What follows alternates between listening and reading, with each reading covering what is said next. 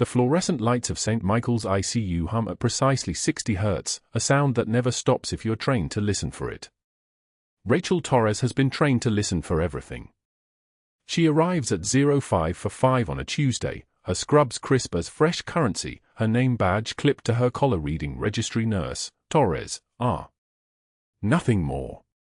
Nothing that hints at the 8 years before this, the 3 continents, the combat deployments that taught her how to move through a hospital the same way she moved through Tikrit, present but invisible, observant but silent, saving lives without anyone asking her name.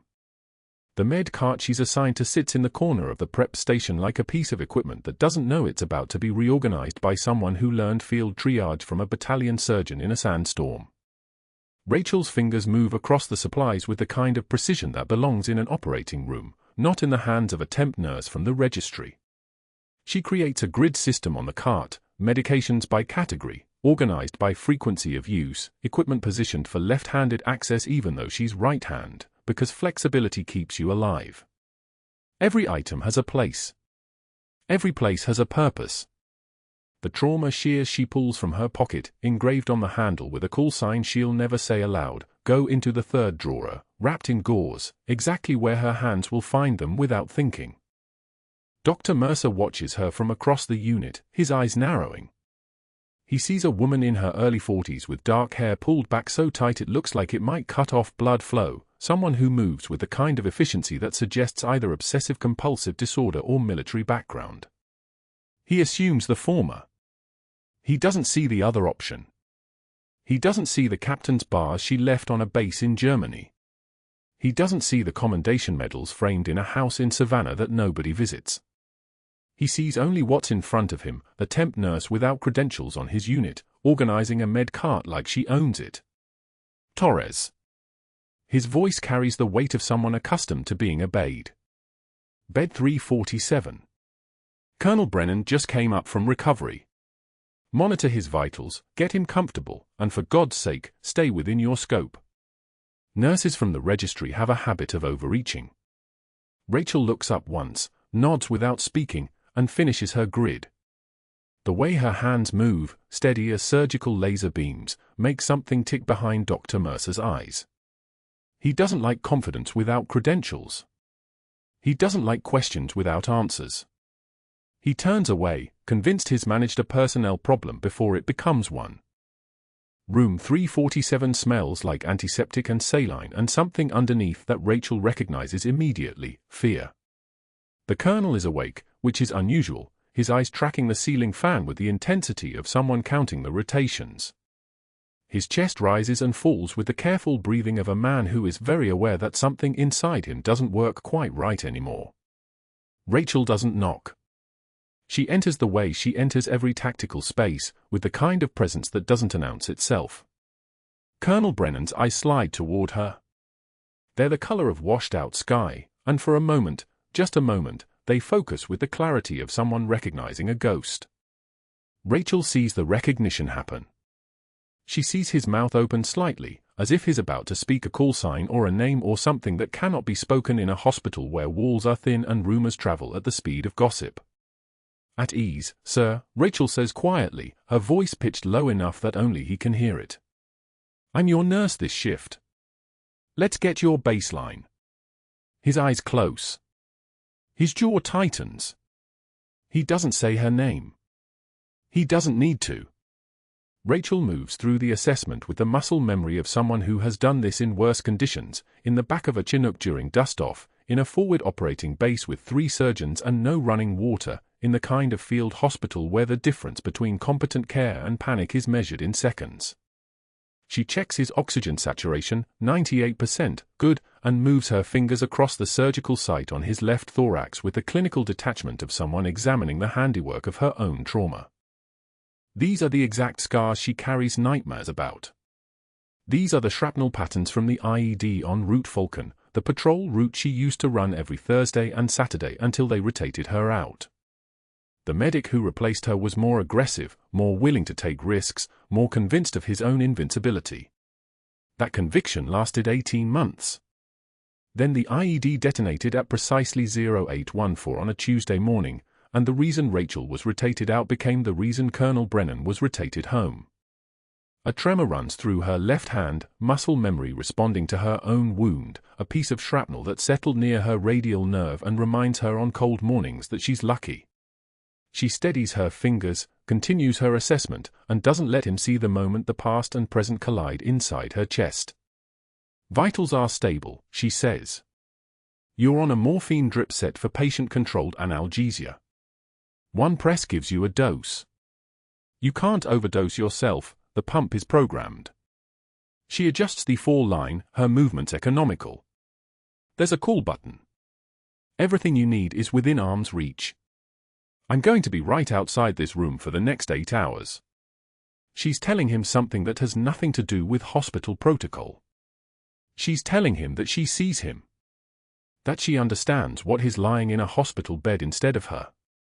That she's here now, and whatever happened en route Falcon, they're both still breathing. Colonel Brennan nods once, and Rachel turns toward the door. That's when she pauses, her hand on the doorframe, and her eyes move toward the lockers that line the back wall of the unit. Every nurse has a locker. Every locker locks. Rachel's contains her lunch, a turkey sandwich from yesterday, a bottle of water, a thermos of coffee with the top screwed on tight. But underneath the lunch containers, folded with military precision into a rectangle no larger than a phone, is an American flag with 13 stars. It belonged to a young medic named Sanchez from 3rd Battalion, 5th Marines. He was covering her extraction when the second IED detonated. His body came home in a flag just like this one. Rachel carries this smaller version in her locker, touches it once at the beginning of every shift, and never speaks about why. Today, before going to room 347, she pulled it out. She unfolded it slightly, let her fingers trace the edges, and tucked it back into her locker beside the civilian world that she's learning how to live in again. Some people carry photos. Some carry jewelry. Rachel carries proof that she had another life, another name, another purpose. This folded flag is all the credential she actually needs. She closes her locker, locks it, and turns back toward the unit just as Dr. Mercer appears again at the end of the corridor. He's holding a chart, his mouth set in the kind of line that suggests he's already decided something about her.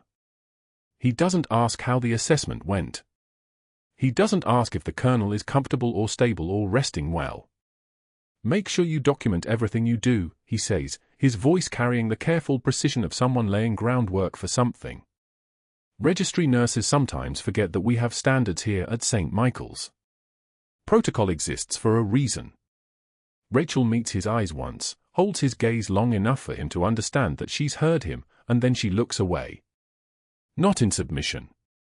In the kind of professional restraint that comes from knowing exactly what you can afford to say and what will cost you everything. The morning light hasn't reached the ICU windows yet. The machines beep their mechanical rhythms. Colonel Brennan rests behind the door of room 347, alive because of choices he made on a Tuesday morning. Rachel Torres stands at the station, her med cart organized with surgical precision, her folded flag hidden in a locker, her captain's rank buried so deep that no one here will ever know to look for it. She's invisible. She's exactly where she needs to be. And she's about to find out what happened when the wrong doctor decides that an invisible nurse is the perfect target. Dr. Mercer's voice carries deliberately across the corridor outside Colonel Brennan's room at 1400, loud enough for the colonel's wife and teenage son to hear every syllable.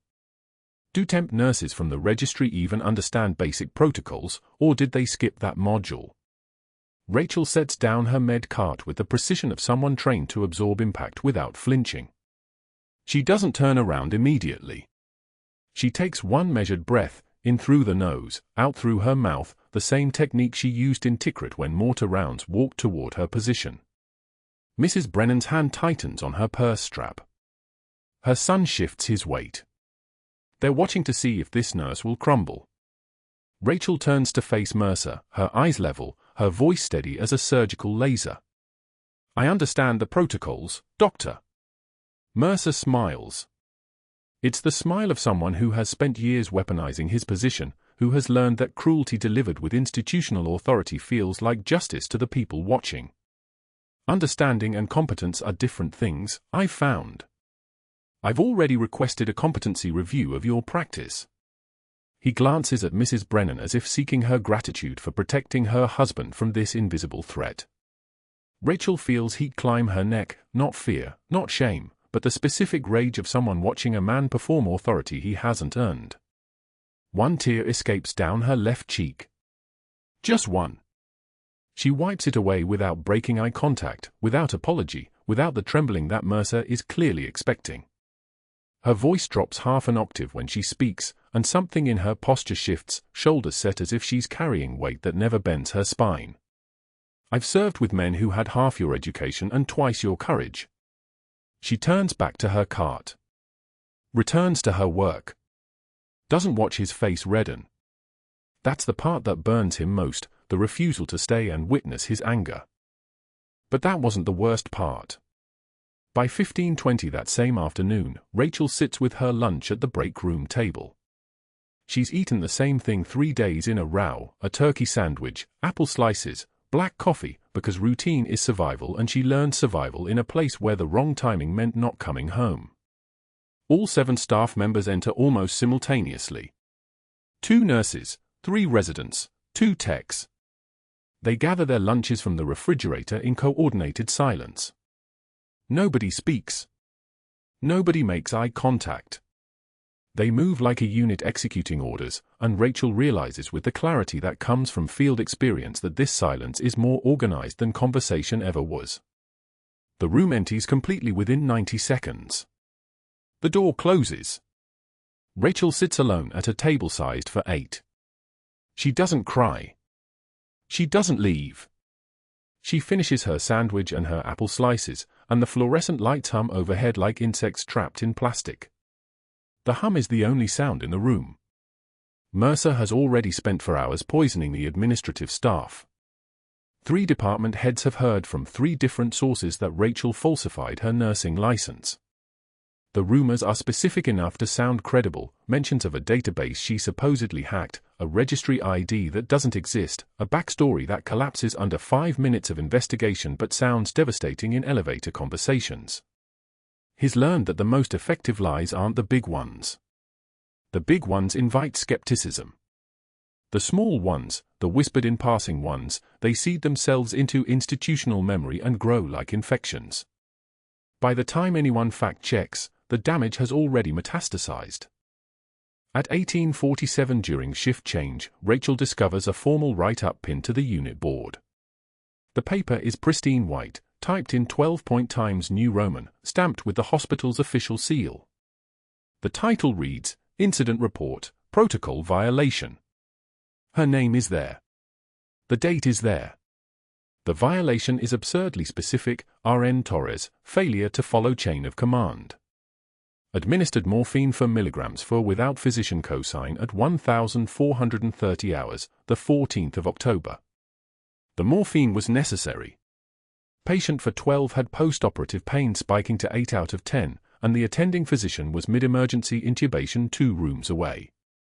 Rachel had the standing order. She had the competency. She had the clinical judgment that comes from watching people suffer when relief exists. She administered it. The patient's pain dropped. The patient recovered without complication. The patient's family sent a handwritten thank you note to the nursing station. Dr. Mercer reads the write-up aloud during shift change with a satisfied smirk that pulls his mouth into something that isn't quite human. RN Torres, failure to follow chain of command. Administered morphine without physician cosign. He pauses, letting the silence accumulate. This decision, while it may have reduced the patient's pain, violated hospital policy 4.7.2 in a way that exposes St. Michael's to significant liability. He looks up from the paper. His eyes find Rachel across the assembled staff. We take protocol seriously here. That's the only way we maintain the trust of our patients and their families. The assembled nurses and residents nod. They've learned what happens when they don't. Rachel stands motionless, her hands at her sides, her jaw clenched so tightly that the muscles work visibly. Nobody remarks on this. Nobody comments. The moment stretches. Someone coughs. A monitor beeps somewhere distant, filtered through walls and metal. Rachel's eyes don't move from Mercer's face. Her composure isn't quiet. It's something harder than quiet. It's the absence of emotion so complete that it reads as a threat. What they didn't know was that everything, the setup, the rumors, the coordinated shunning, the write-up timed exactly for maximum audience, was practice. Mercer was testing her breaking point like a metallurgist testing metal alloy. He was trying to find the stress fracture. By 02:48 that same night, Colonel Brennan's saturation is dropping. Rachel performs her hourly assessment and finds him restless, his breathing shallow, his neck veins bulging visibly against the skin.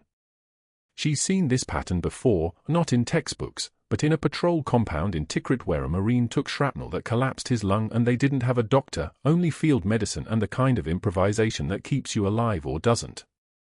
Colonel Brennan's trachea shifts visibly to the left. His jugular veins distend like cords pulled too tight. She recognizes tension pneumothorax instantly, air accumulating in the pleural space, compressing his good lung, crushing his heart's ability to pump. She hits the code button at 0251. The first doctor arrives at 0255, Dr. Patel from Pulmonology, a man whose competence Rachel respects and whose caution she understands. He examines Brennan for 3 minutes, reviews the chart showing previous thoracic injuries, sees the scarring documented in imaging reports from 5 years prior. He closes the chart with his hands moving slowly. His scarring makes this too high risk for standard intervention. I'm calling cardiothoracic. He leaves. The room feels smaller after he goes. Colonel Brennan's oxygen saturation reads 81 and declining. Between 0255 and 0347, Rachel watches 15 doctors enter this room one after another. For pulmonologists, 3 cardiologists, 2 trauma surgeons, 3 hospitalists, 2 intensivists, and 1 thoracic surgeon. Each one has the same conversation with the chart. Each one reviews the contraindications, previous pneumothorax repairs, severe scarring, anticoagulation therapy that thins his blood. Each one says the same word, risk. Each one declares that needle decompression, the procedure that would save his life, is too high risk given his damaged tissue. Each one refuses to act. The 4th pulmonologist says it would violate standard of care. The 2nd trauma surgeon says the liability exposure is unacceptable. The intensivist says they should make him comfortable and let nature take its course. By 0347, the 15th doctor, Dr. Singh, walks out of the room, and Rachel hears his voice in the hallway, the liability exposure is unacceptable. Colonel Brennan's lips turn blue. His saturation drops. 76, then 74. Then 72. Rachel stands alone in the room, watching the monitor. The fluorescent lights hum their mechanical drone. The ventilator wheezed its rhythm. The heart monitor beeped its count, 126, 128, 130, as his body sacrificed efficiency for survival. She can feel the weight of the past 18 hours pressing down, the coordinated destruction of her credibility, the isolation that spreads through a hospital-like infection, the specific cruelty of watching institutional power weaponized by a man who has never had to make a decision that cost him anything. She looks at Colonel Brennan's face. She looks at the monitor. She looks at the empty doorway. And she understands something with absolute clarity: the 15 doctors who walked away aren't the problem. They're just the opening move. At 02 for 8 hours, Rachel Torres moves through the intensive care unit with the silent efficiency of someone who has done this 1,000 times before, once in a sandstorm, twice in the dark, never with hesitation. Her shoes whisper against the tile as she approaches Colonel Brennan's room. The monitors hum their steady rhythm, a mechanical lullaby that means stability, means time, means she can breathe for another hour. She pulls the curtain back. Checks the ventilator. Notes the settings in her head the way a pilot reads an instrument panel. Then she looks at the oxygen saturation readout and stops. 92%. 5 minutes ago it was 98. She taps the pulse oximeter on his left index finger, waiting for it to recalibrate. Sometimes it's a sensor issue. Sometimes it's condensation. Sometimes it's the beginning of the end. The number refreshes. 90. Her jaw tightens. Just barely. She checks his pulse manually, carotid artery, 2 fingers, count for 6 seconds, and her mind runs the calculation automatically. 114. Too fast. His respiratory rate has climbed from 16 to 22. The ventilator is pushing air into his lungs, but something is preventing that air from returning. She leans closer. The smell of the critical care unit surrounds her, antiseptic and plastic tubing, and something underneath that smells like fear, though fear doesn't technically have a scent. It's just what dying smells like to people who have learned to recognize it. The monitor drops again. 88%. Rachel's hands move without her permission. She lifts Colonel Brennan's neck, tilting his head back slightly, looking at the trachea, the breathing tube that runs from his mouth down into his lungs. It's not centered. It's shifted. Hard to see unless you know what you're looking for, but there it is, drifting toward his left shoulder like a ship pulled off course by a current that only she can feel. His jugular veins bulge against his neck, distended like balloons someone pumped air into and then forgot to let deflate. The classic constellation. Tension pneumothorax. Air escaping into the space around his left lung, collapsing it, pressing on his heart, killing him in slow motion while the machines beep their cheerful lies about stability.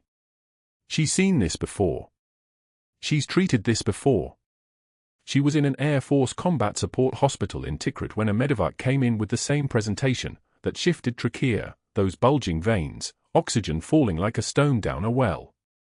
23 minutes to diagnosis. 15 minutes to intervention. 8 minutes after the needle went in before the patient stabilized. She was a combat medic then, with 18 months of field trauma experience and a rank that meant something and hands that no one questioned. Now she's a temporary registry nurse from a staffing agency that Mercer has made absolutely sure everyone knows operates on the thinnest margins of credibility. But the patient is still dying. The diagnosis is still the same. The solution is still the same. Rachel straightens up. The movement is smooth, economical, a dancer's movement. She reaches for the unit phone mounted on the wall above the heart monitor. The plastic is warm from sitting under the fluorescent lights that buzz like insects trying to escape a glass jar. She dials overhead, not a code blue, because Colonel Brennan's heart is still beating, still trying, still fighting. This is worse than a code blue, because a code blue is clear. A code blue is permission. This is something else. Overhead, the operator's voice crackles through the speakers in a bored drawl. This is St. Michael's ICU. Physician consult needed immediately, Rachel says. Her voice is level. Professional. The kind of voice that belongs to someone with credentials and authority. Colonel James Brennan, ICU Bay 7. Respiratory distress with declining saturation and hemodynamic compromise. All available physicians to the patient's bedside.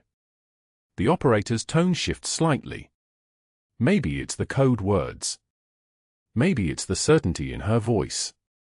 Either way, the message goes out across the hospital intercom system, a quiet summons that carries weight in the middle of the night when the surgical teams are sleeping and the emergency department is quiet and the only people awake are the ones who understand that 3 in the morning is when the body decides to fail. 43 seconds later, the first physician arrives. Dr. Patel from cardiology, young, competent, carrying a cup of coffee that steams in the cold corridor air. He glances at Rachel. The temperature of that glance drops several degrees when he registers that she's the one who called, then he turns to the monitor. Reads the strips. Listens to Colonel Brennan's lungs with a stethoscope that costs more than Rachel's monthly rent. 84% now. The oxygen is falling like a body pushed from a building, gathering speed.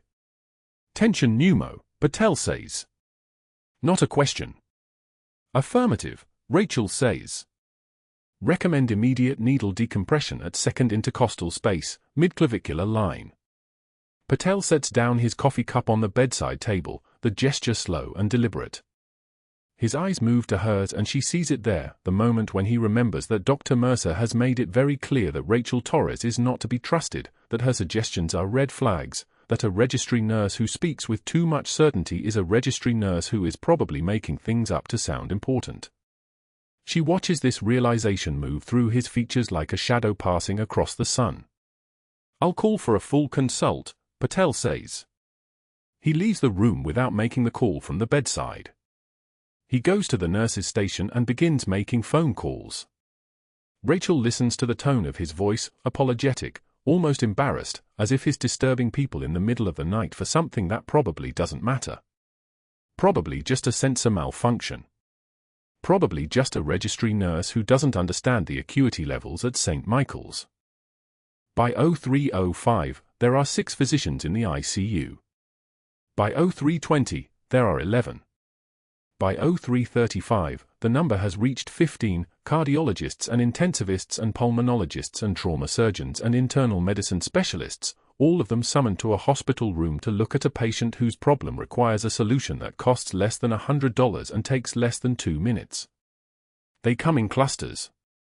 They examine Colonel Brennan with the careful precision of surgeons evaluating a rare specimen. They listen to his lungs. They study his trachea. They look at his prior surgical records from Tikrit, where an IED blast had torn through his left chest cavity and required 3 surgeries to repair. They confer in hushed tones. They shake their heads. One of them, a trauma surgeon named Kirkpatrick with shoulders like a linebacker, actually looks like he's ready to act. His hand moves toward the supply cabinet. His jaw sets. Then another physician, older, with the bearing of someone who has been at St. Michael's for 30 years and knows every policy memo ever written, puts a hand on Kirkpatrick's arm. The prior surgical scarring, the older physician says. If we needle in and hit adhesions, we could cause a hemorrhage. The risk profile on this patient is different. Kirkpatrick's hand drops. The decision has been made not by medicine but by fear. Fear of complication. Fear of liability. Fear of being the physician who made the wrong call on a patient with a complicated surgical history. Fear is a powerful drug, and it spreads through the room like the smell of the antiseptic that makes the air sharp and thin. One by one, they file out. Rachel watches them go. She counts them. 13 physicians depart before 0347. One leaves at 0341. One leaves at 0346 with a murmured apology to no one in particular. The last physician, a woman from critical care with kind eyes and tired hands, looks directly at Rachel before she leaves the room. "I wish I could do this," the woman says. "But I'm not the physician on record." And the liability. She doesn't finish the sentence. She doesn't need to. The message is clear: I see the problem. I understand what needs to happen. But I'm not willing to be the one responsible if something goes wrong. At 0347, the room is silent except for the monitors and the ventilator and the sound of Colonel Brennan's ragged breathing beneath the machine, that subtle sound of a body working against a closed system, desperate, drowning, suffocating inside a functioning respiratory system. Rachel stands at the bedside. The oxygen readout has fallen to 78%. His blood pressure is dropping. His heart rate is climbing. The trachea has shifted further to the left. The jugular veins look like they're about to rupture. She goes to the supply cabinet. The door opens without a sound because she has taken care to oil the hinges when no one was watching during the night shift last week. It's the kind of detail that separates people who plan from people who react. The 14-gauge catheter needle sits in its sterile package, sealed and waiting and ready for the hands of someone trained to use it. Someone who has done this before. Someone who knows that the distance from the second rib to the lung space is exactly 2 centimeters, that the needle must enter at the midclavicular line, that the angle matters, that the depth matters, that everything matters and nothing else matters. She pulls on sterile gloves. The latex snaps around her wrists like a small gunshot in the quiet room. She preps the site with chlorhexidine, drawing a circle of sterilized skin at the point where she will insert the needle. Her hands are steady as a surgical laser. The trembling isn't fear. The trembling, if there is any, is restraint. Control. The knowledge that she is about to cross a line that Mercer has drawn very carefully around her, that she is about to do exactly what he has been waiting for her to do, that she is about to give him the ammunition he needs to destroy her completely. She knows this. She sees it clearly. And she is going to do it anyway, because the alternative is watching Colonel Brennan die. But that wasn't the worst part. The worst part happens at 03:09 when Gloria from the night shift nursing staff, the woman who sits at the nurse's station and has been trained by Mercer to watch Rachel for violations, sees the scene through the window and reaches for the phone. The fluorescent lights flicker above her head as she dials. The call goes through. And on the other end of that line, Dr. Mercer picks up, and Gloria whispers that Rachel Torres is in Bay 7 preparing to perform a procedure she has no authority to perform, and somewhere in the darkness outside St. Michael's, a physician who has spent 3 months building a case against a temporary nurse begins to move toward the hospital with the hunger of a predator who has finally spotted his opening. The monitor screams at 03:47. 72. 70. 68. Rachel stands motionless in Bay 7, watching Colonel Brennan's chest rise and fall in the shallow gasps of a man drowning in his own blood. His trachea has shifted fully left. The tension pneumothorax is collapsing his right lung like a fist crushing tissue paper. 15 physicians have cycled through this room in the last hour, trauma surgeons, thoracic specialists, intensivists from 3 different departments, and every single one walked out with the same answer: too risky. The scarring from Tikrit. The prior surgical complications. The liability exposure. The insurance implications. 15 doctors saying no. 15 doctors choosing protocol over a man whose heart is beginning to fibrillate under the pressure building in his chest cavity. 66 on the monitor.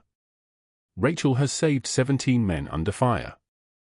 She has done this exact procedure in a sandstorm outside Tikrit with rounds snapping past her head and a medic screaming that the casualty was going hypothermic. She has felt a catheter pierce a chest wall while mortar fire shook the ground beneath her boots. She knows the angle. She knows the depth. She knows the exact moment when resistance becomes breakthrough. She moves to the supply cabinet without asking permission. The 14-gauge angiocath needle is exactly where it should be. She pulls the sterile package and tears it open with one hand while her other hand is already locating the landmark on Colonel Brennan's chest, the second intercostal space, mid-clavicular line. The skin is pale. Clammy. A sheen of sweat that smells like fear and dying systems. She preps with chlorhexidine in one swift motion, muscle memory overriding protocol. Her hands are steady. They have always been steady. The trembling never happens until after the mission ends. Colonel Brennan's eyes lock onto hers. He knows. Something in the way she moves, the precision, the absence of hesitation, the particular way she's positioned her body, tells him she's done this before. Not in a classroom. Not in a simulation lab. In the real world. Under conditions that would make most people freeze into useless statues. "You're going to feel pressure," she says quietly. 8 words. All of them true. She drives the needle in. The angle is exactly 45 degrees from vertical, just enough to clear the rib, the depth calibrated to stop just inside the pleural space. Her fingers know this angle the way a musician's hands know a chord they've played 10,000 times. The needle slides through skin, muscle, fascia. There is resistance. There is always resistance from scar tissue, but she adjusts with the smallest rotation of her wrist, a movement so subtle it looks like nothing to anyone watching.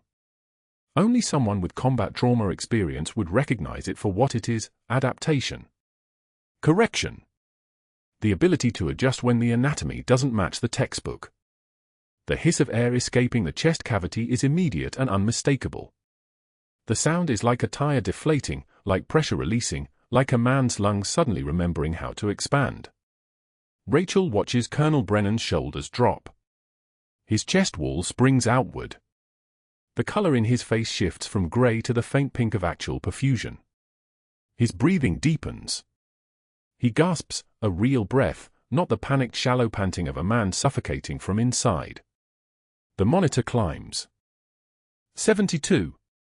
79. 84. 88. 94. 94 in 90 seconds. She removes the catheter with the same precision she inserted it, her movements economical and clean. Colonel Brennan's eyes flutter open fully. His hand reaches toward his chest and she catches it gently, pressing it back down. "Don't move," she says. 5 words. Each one carrying the weight of someone who has given orders in combat and been obeyed. The door to Bay 7 crashes open at 0405. Dr. Mercer enters first. Behind him are 2 hospital security officers in dark uniforms with radios clipped to their belts. Behind them is the kind of institutional silence that comes when someone has been waiting for exactly this moment. Mercer's face is flushed. His mouth is curved in something that resembles a smile, but his eyes are all hunger, the predatory satisfaction of a man who has finally gotten his opening. "Step away from the patient, Torres." Not a question. Not a request. A command delivered with the particular cruelty of someone who believes he's already won. Rachel steps back. Her hands are perfectly steady. Her breathing is level. She moves with the mechanical precision of someone who has been trained to keep emotions from showing on her face during the worst moments of her life. Mercer is holding 3 printed documents. The papers are thick with yellow highlighter. The policy numbers are circled in red pen. She can see them from where she stands: 4.7.2, 6.3.1, 8.9.4, 12.2.7, 14.6.3, 16.1.2, 18.4.8. He has spent hours constructing this. She realizes this as he begins reading the charges aloud, his voice carrying into the hallway where nurses are starting to gather with their phones out, recording. Practicing beyond the scope of your nursing credential. Performing an invasive procedure, a needle decompression, without physician oversight or authorization. Violation of hospital policy regarding chain of command. Violation of emergency protocol guidelines. Endangering a patient through unauthorized intervention. Each word is a hammer blow. Each charge is precisely calibrated to sound devastating to anyone who doesn't understand that she just saved a man's life while 15 credentialed physicians chose caution and liability over action. "You have no authority to perform this procedure," Mercer continues, and there is genuine joy in his voice now. The joy of institutional power finally being deployed. "Your temporary nursing credential does not authorize invasive procedures. You're a floor nurse, Torres. Nothing more." Rachel says nothing. The silence in the room is the kind that comes from people waiting to see if someone will beg or cry or defend themselves. The kind of silence that comes from people who have never been trained to compartmentalize their own survival against the mission objectives. "Security will escort you to administration," Mercer says. "Your credentials are being suspended pending a formal review. You are not to touch another patient. You are not to enter clinical spaces. You're finished here." He is wrong. But Rachel does not correct him. She walks past the security officers with her head slightly forward, her posture unchanged. The officers fall into step beside her with the professional detachment of people doing a job they've been trained to do. As she passes Colonel Brennan's bed, she does not look at him. Looking back is a luxury soldiers can't afford. The hallway outside Bay 7 is lined with staff. Some of them have their phones out. Some of them are watching with expressions she cannot read. She keeps her eyes forward as she walks toward the administrative offices. The fluorescent lights buzz overhead with the particular sound of institutions grinding forward, indifferent to individual suffering. The suspension is official by 0422. The paperwork is processed. The badge is collected. By 0531, Rachel is driving home through the streets of Savannah in the pre-dawn darkness.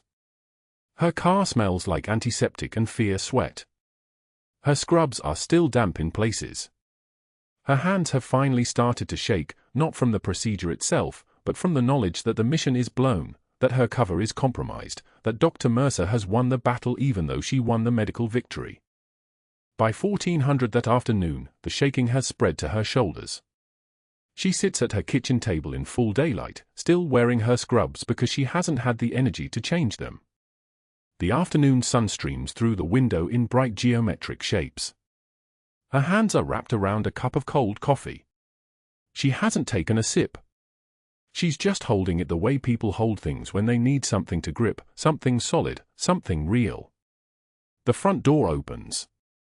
Maya comes home from school with her backpack slung over one shoulder and her shoes dragging slightly with the exhaustion of 8-year-olds who have spent their entire day learning things they will not remember.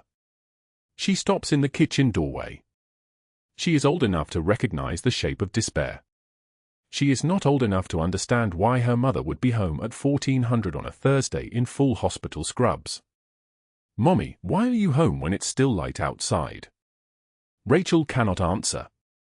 She cannot explain that she saved a man's life and destroyed her own career in the process.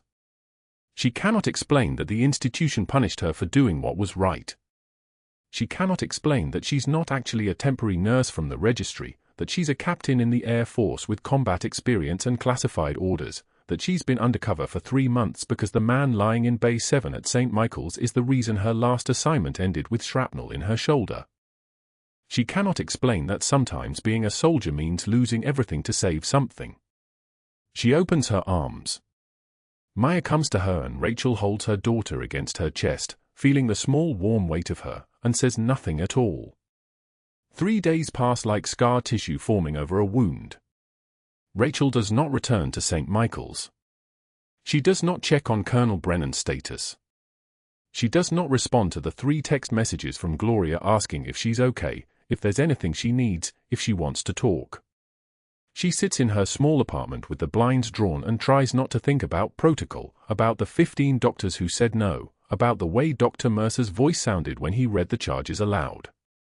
She's collecting her personal items from a storage box on Tuesday at 11:20, the small things she'd kept at the hospital, a cardigan she'd left in the break room, a photograph of her and Maya from last summer when the transport arrives at St. Michael's ICU.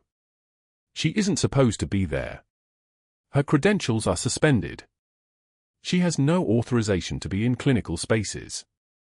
But she'd called Gloria that morning, asked if she could collect her personal items during a shift change, when the unit would be less busy. Gloria had agreed without asking questions, which means Gloria understands more than Rachel has told her. The transport wheelchair comes through the ICU doors pushed by 2 orderlies in dark uniforms. The patient is restrained. Sedated. His face is weathered and carries the particular exhaustion of someone who has spent years in spaces designed to break people. Rachel is standing at her locker, a cardigan draped over her arm, when the wheelchair passes her line of sight. The patient's eyes open. He stares at her. His pupils dilate. Recognition cascades across his face like a door opening onto a memory he thought was closed. He tries to sit up against the restraints and the orderlies murmur something to him, but he doesn't hear them. He's looking at Rachel with an intensity that makes the fluorescent light seem dim by comparison. "Valkyrie 6, he whispers. The whisper is loud enough for 2 nurses 15 feet away to freeze and turn toward the sound. Rachel does not move. She does not acknowledge the name. She does not blink or breathe differently. She simply stands there with her cardigan draped over her arm and watches as the orderlies wheel the restrained patient deeper into the ICU. One of the nurses nearby pulls out her phone. Rachel can see her typing something. By 11:58, security has been called. By 12:01, the Marine Corps liaison is walking through the front entrance of St. Michael's in dress blues, his insignia catching the light like a knife blade. By 12:18, she is sitting in Conference Room B with Captain Martinez reading from an official document that lists her name, her rank, her service record, and everything that Dr. Mercer spent 3 months constructing is about to collapse like a building imploding on itself. Captain Rachel Torres, Martinez reads, and Rachel watches the color drain from Dr. Mercer's face. Captain Rachel Torres, for extraordinary heroism under fire, 17 combat saves, Purple Heart recipient. The Marine Corps liaison's voice carries the weight of official record, each word landing like a dropped shell casing on the polished conference table. Martinez reads from the citation without looking up, and Rachel watches the color drain from Dr. Mercer's face in real time.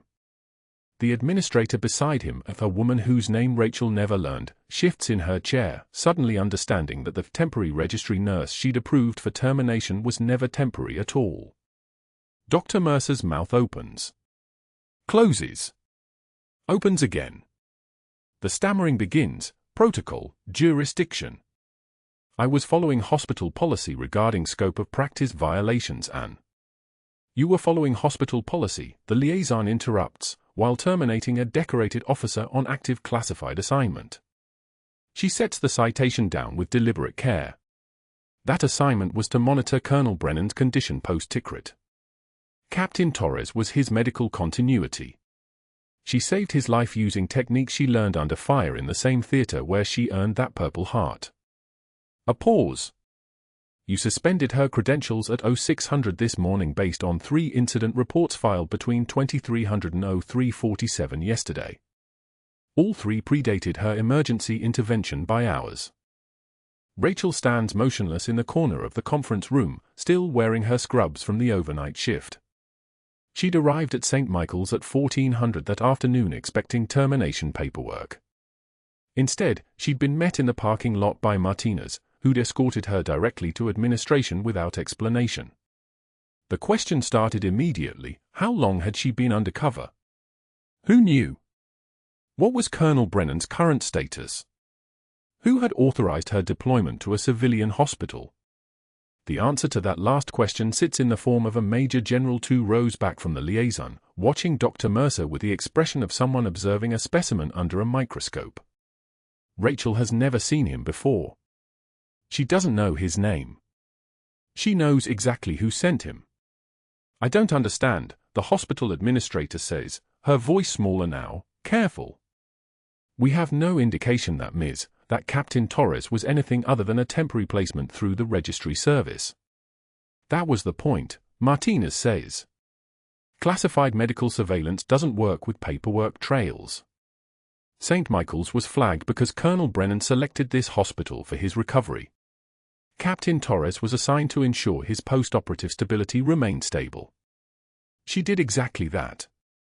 Then Dr. Mercer decided her clinical competence was threatening to his institutional authority, so he constructed a documented case for termination based on a procedure that saved the patient's life. The silence that follows is so thick you could operate in it. Rachel watches Dr. Mercer's hands tremble on the table in front of him, not from fear, but from the specific rage of a man watching his constructed reality collapse. His power sources evaporate in real time, his hospital credentials mean nothing against federal authority. His documented complaints become evidence of harassment. His professional reputation is about to become academic case study material for what happens when you weaponize policy against someone protected by the Pentagon. What happens now? The administrator asks. St. Michael's will formally withdraw all disciplinary action against Captain Torres, effective immediately. Her credentials are restored. Her service record remains classified. And your hospital will cooperate fully with the ethics investigation already filed against Dr. Mercer. The liaison closes her folder. That's not a request.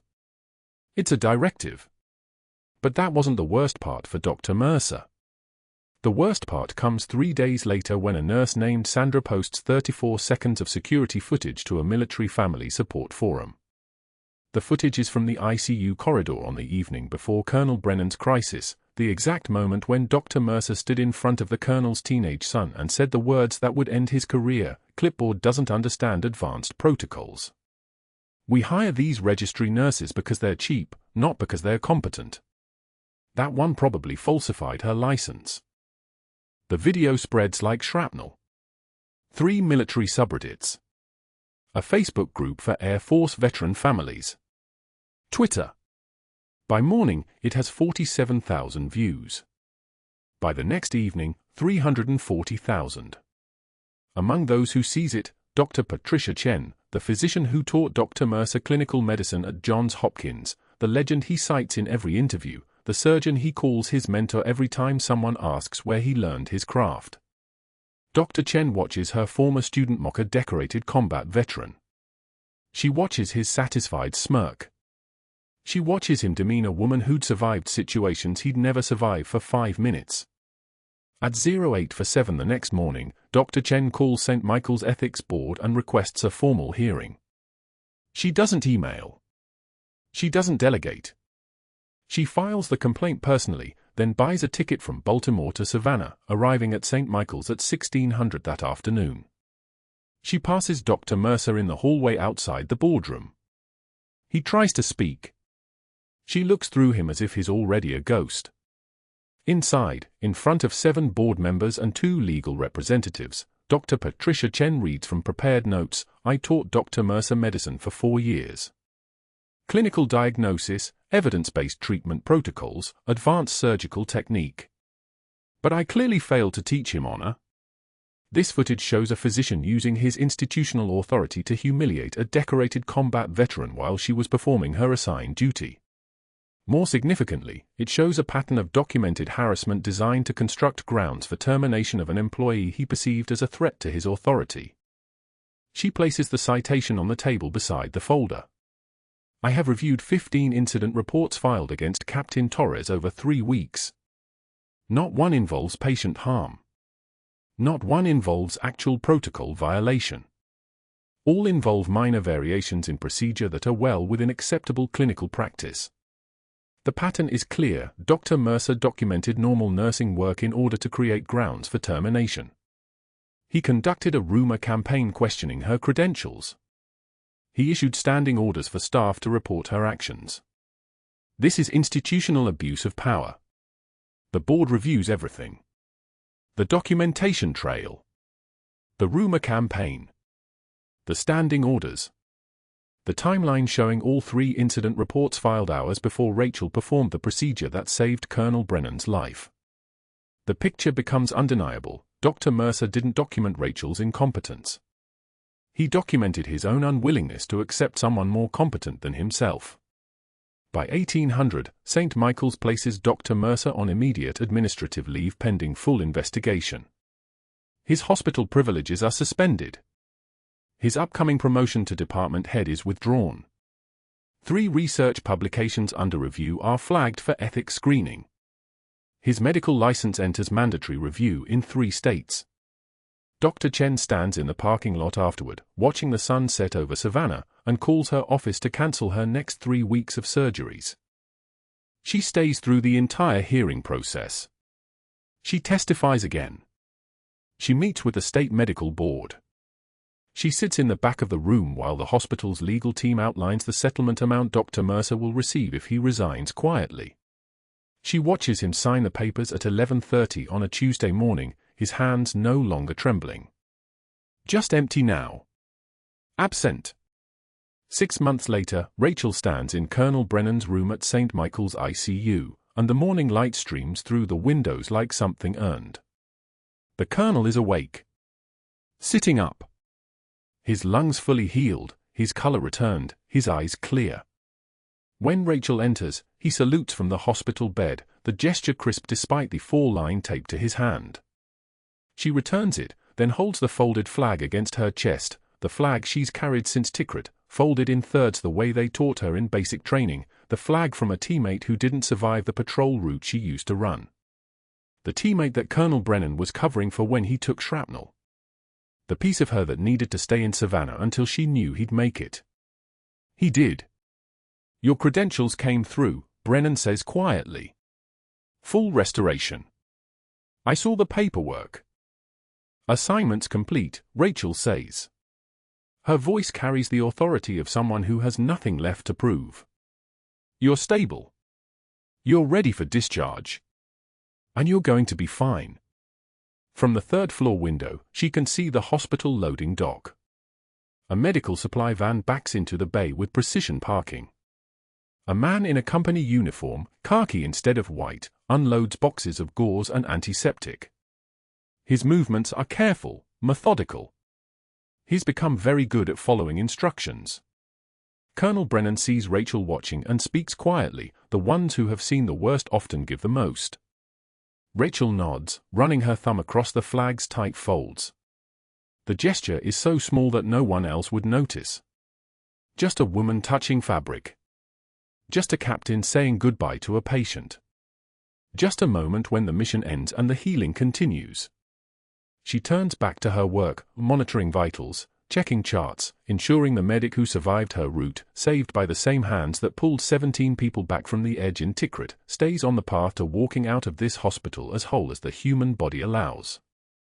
Thank you so much for watching. If you found Rachel's story as powerful as we did, please hit that subscribe button and turn on notifications so you never miss a new upload. Drop a comment below and tell us, have you ever been underestimated by someone who had no idea who they were standing next to? What would you have done in Rachel's position? And if you haven't already, check out our other videos. The stories we tell are just getting started. Thanks for being here.